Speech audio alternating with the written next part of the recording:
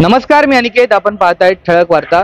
बदलापूर पश्चिम येथील तळ्याच्या वाडी परिसरामध्ये आपण पाहिला तर जो तळा आहे त्या तळ्यामध्ये गेल्या अनेक महिन्यांपासून सांडपाणी येत असल्याने तिथल्या स्थानिकांना जो आहे तो अनेक समस्यांना सामोरे जावं लागत होते. रोगराई असेल किंवा डास असतील यांच्या अनेक समस्या ज्या होत्या त्या तळ्याच्या वाडीच्या जे ग्रामस्थ होते त्यांना होत्या. परंतु राष्ट्रवादी काँग्रेस शरदचंद्र पवार गटाचे काही कार्यकर्ते आहेत त्यांनी हा आवाज उठवला आणि अखेर त्यांनी आज प्रशासनाला याविरुद्ध निवेदन देखील दिले आणि प्रशासनातर्फे देखील जर आपण पाहिलं तर लवकरच ते तळे साफ केले जाईल आणि जे दूषित पाणी जे आहे ते सांडपाणी जे आहे ते त्या ठिकाणी बंद करून विसर्जनादरम्यान कृत्रिम तलाव देखील त्या ठिकाणी निर्माण करण्याचं आश्वासन जे आहे ते या ठिकाणी आपल्याला पाहायला मिळतंय. आपल्यासोबत कार्यकर्ते असणार आहेत, शहर अध्यक्ष उपाध्यक्ष असणार आहेत, आपण त्यांच्या प्रतिक्रिया जाणून घेऊयात. दादा, काय सांगशील? आज निवेदन देण्यात आलंय, आपण काही दिवसांअगोदर बातमी देखील लावली होती आणि प्रशासनाने कुठेतरी सकारात्मक चर्चा करून लवकरात लवकर आम्ही काहीतरी तोडगा काढू अशी मागणी केली. काय अधिक माहिती देशील?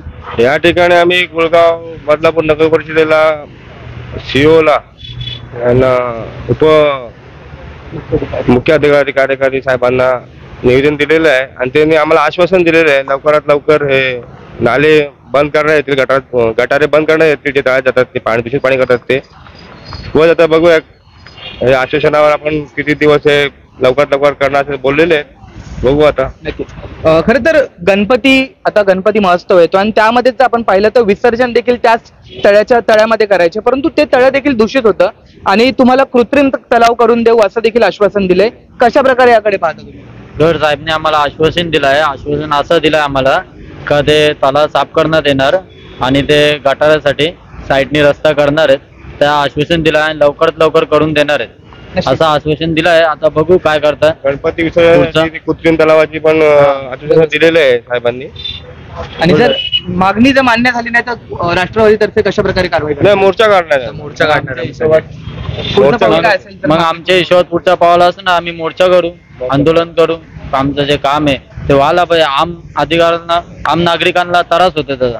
बिमारी भावनिक विषय इकडे ते साहेबांनी लवकरात लवकर लक्ष देऊन हा मार्गी काढण्यात यावा ही साहेबांकडे विनंती करतो. निश्चितच जर आपण पाहिलं तर गेल्या अनेक दिवसांपासून या ग्रामस्थांची अशी मागणी होती की जे तळं आहे ते तळं स्वच्छ करण्यात यावं, जेणेकरून तिथल्या स्थानिक लोकांना जे आहे ती रोगराईपासून मुक्त होण्यात येईल.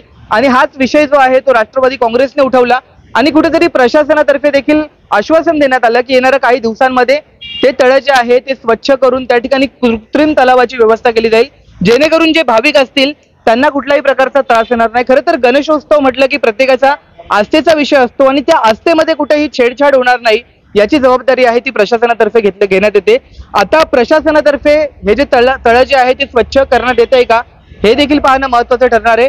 जर आमच्या मागण्या मान्य झाल्या नाही तर येणाऱ्या काळामध्ये आम्ही आमच्या स्टाईलने आंदोलन करू असा देखील इशारा राष्ट्रवादी काँग्रेसतर्फे देण्यात आलेला आहे. तुर्तास इतकंच. व्हिडिओ जर्नलिस्ट राहुल साळवे सोबत मी अनिकेत. ठळक वार्ता, बदलापूर.